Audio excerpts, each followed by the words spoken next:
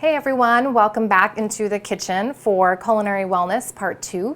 My name is Kim Morrell and I am a classically trained French chef. I am also an associate instructor with the Nutritional Therapy Association. This recipe that we are working on right now is going to be a pan-seared salmon with a beautiful fresh herb, garlic, lemon, and olive oil sauce. We have fresh salmon, unfiltered olive oil, and beautiful fresh herbs. We have rosemary, some sage, fresh parsley, and then also thyme. And we're also going to be using fresh garlic, fresh lemon, and high quality salt. We are going to begin with our herb and lemon sauce for the salmon.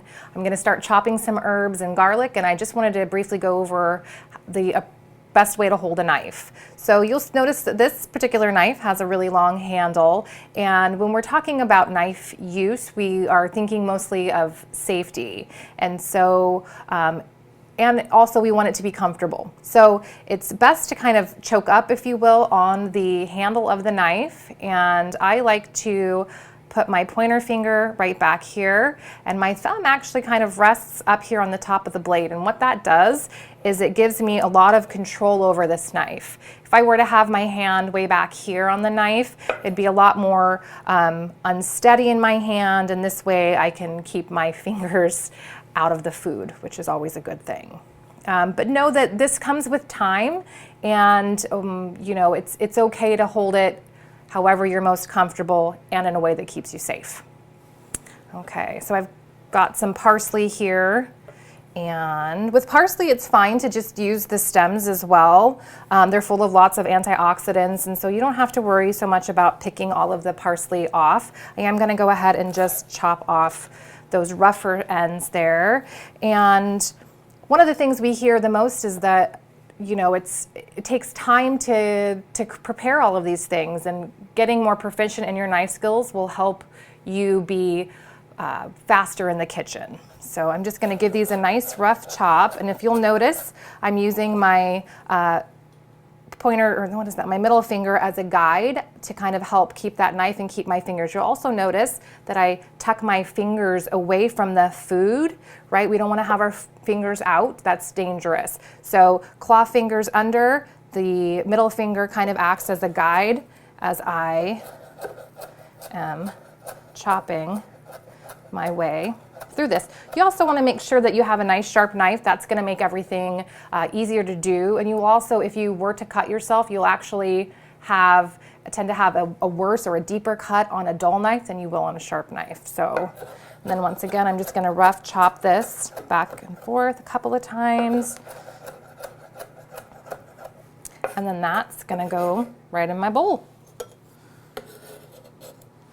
And now with thyme, this beautiful herb, it's nice and woody and grassy. I am going to go ahead and remove this rough stem. You know, you can play around with the ratios of herbs. I'm not going to use quite as much rosemary because it's beautiful herb, but it can be a little bit overpowering. The salmon can definitely handle that flavor. It's a nice, beautiful, fatty fish.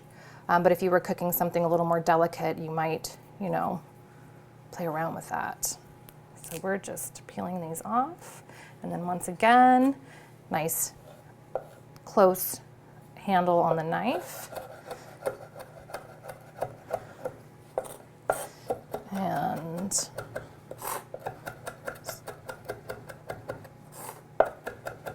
all of this stuff just takes practice, you know, and getting in the kitchen, having fun, and not taking yourself too seriously.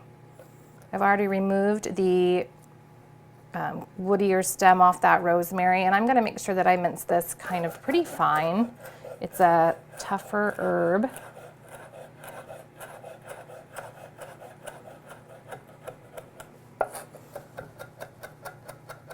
You know, guys, if you were in a hurry, you could also throw all these fresh herbs in your food processor, and that would chop it up real quick as well.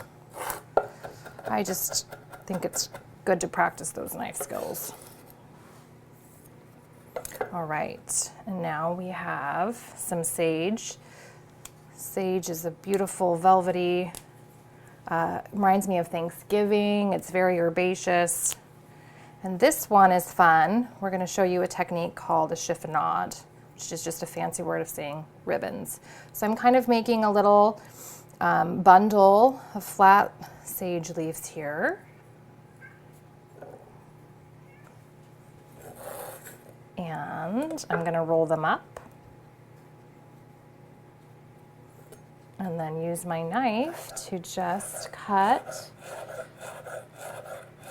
some really nice thin ribbons. And then you get these beautiful ribbons, and now I'm going to use that to just cut them into a little bit smaller pieces. All right, and in goes the herbs. All right, next we're going to get some fresh lemon juice and some fresh lemon zest. Sometimes you have lemons that aren't particularly juicy. You can help get some of that juice out by just pushing down. Helps release some of the juices. I'm going to use a microplane zester here to get some of the zest from the lemon into our bowl. It's important when you're using zest of any fruit or the skins to make sure that they're organic. That is really important when using zest. So I'm just going to use this guy. And I'm avoiding getting any of the white part, that pith, because it can be really bitter. So I'm just taking off this first layer of lemon zest.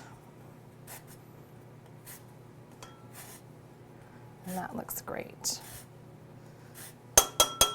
Perfect. And then you'll get some on the back, and you can just use a knife to kind of, or a fork to get it in there. Next, we're going to use that same grater for some fresh garlic. So I've got some garlic cloves here, and I'm sure you guys have seen this on TV a million times. Flat part down, press, and what that does is just open up the clove for you. You can chop this, no problem. I like to use the zester. It just keeps it really fine and helps release some of those oils of the garlic.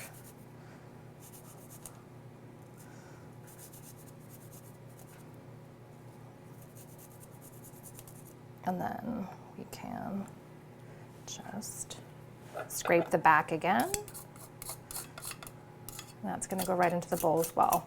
So now I've got all these beautiful herbs, this garlic, the lemon zest, and we are going to add some salt. I always like to undersalt. You can always add more, but it's really hard to take it out once you've added it. And then we're using this unfiltered extra virgin olive oil.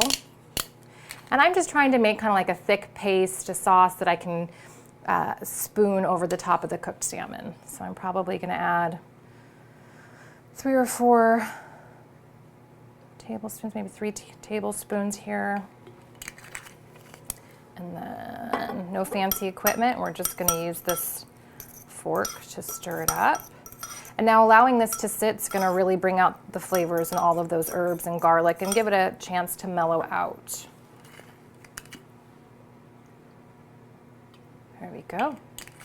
And that, guys, is your lemon and herb sauce for salmon. And now we're going to go ahead and move on to cooking the salmon. I'm going to go ahead and take these 2 half fillets and break them down into 2 smaller pieces. So we'll have 4 beautiful pieces of nutrient-dense salmon. And the cooking fat that we're using today is ghee. It's one of my favorite cooking fats. It's full of fat-soluble vitamins A, D, E, and K. It's got a really high smoke point because all of the milk solids have been removed. So if you've ever tried to cook with butter and it's burned in a pan, this won't do that for you. It's also highly stable at a high heat, so it's a good one to use for pan-searing salmon. All right. So I am just going to try to cut these into fairly even sizes here. And I'm going to leave the skin on. You could, of course, take the skin off. I also want you to know that cooked salmon, salmon after it's cooked, the skin will come off really easily. But it's also very nutrient dense, and if you want to give it a try, I suggest that as well. So I'm just going to use a nice long stroke at a diagonal. You can kind of see how that salmon comes apart. And the skin can be a little tougher to cut through.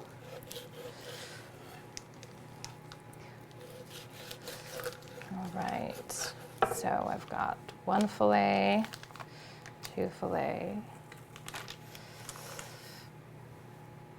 And there might be some scales on there, that's fine. That's what happens when you're using really fresh ingredients. And right about there.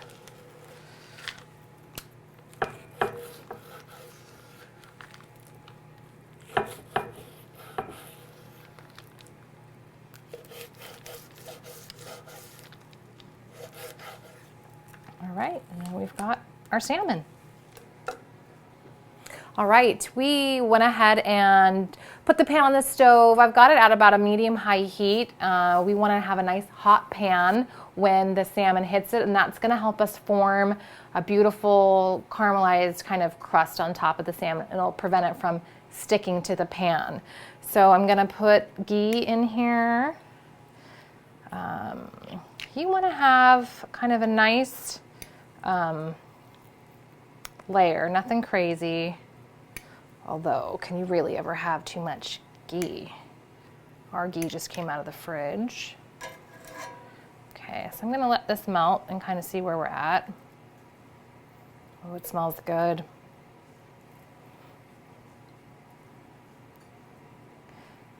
You know, and you can kind of, this ghee that we're cooking it in, cooking the salmon in, will also enhance the sauce that we made. Okay. All right, so I'm going to go ahead and salt that salmon. You could add other, you know, garlic or black pepper, but we're just keeping it simple with that salt. All right, I've got my pan nice and warm. The ghee is nicely melted. I'm going to take this beautiful salmon and I'm going to go in.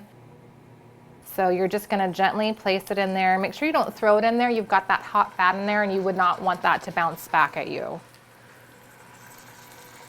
We don't want to crowd that pan. What ends up happening is the temperature of the pan drops too much and then you just sort of end up sweating your food instead of getting that nice caramelization. So one of the best ways to know when your fish is ready to flip is if you can kind of gently move it around the pan. You know that those proteins have coagulated and they are no longer sticking to the pan. So we are just going to gently flip it over. You've got that beautiful color on there. So in my opinion, salmon is a fish best served medium rare. Of course, you can continue to cook it a little bit longer to your liking. This salmon looks beautiful. We've given that skin some time to get nice and crispy, and I'm just gonna take it out here. There's plenty of ghee in the pan for this next round, so I'm gonna go ahead, once again, it's been salted, and I am going skin side up, flesh side down. Nice and gentle in that pan. These are a little bit smaller, so they're probably gonna cook a little bit faster. All right, nice and ready, just a gentle flip.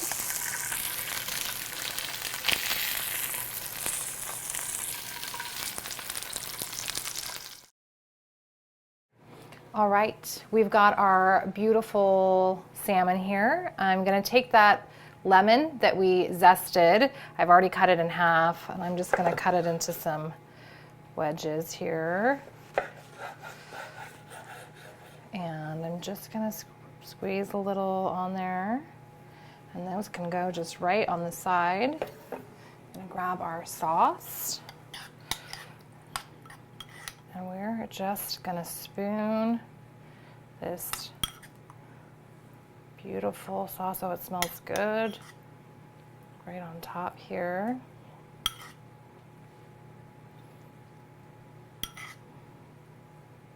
All right, guys, it doesn't get much more simple than that, and this is also delicious. So you could serve this with cauliflower rice, roasted sweet potatoes, quinoa.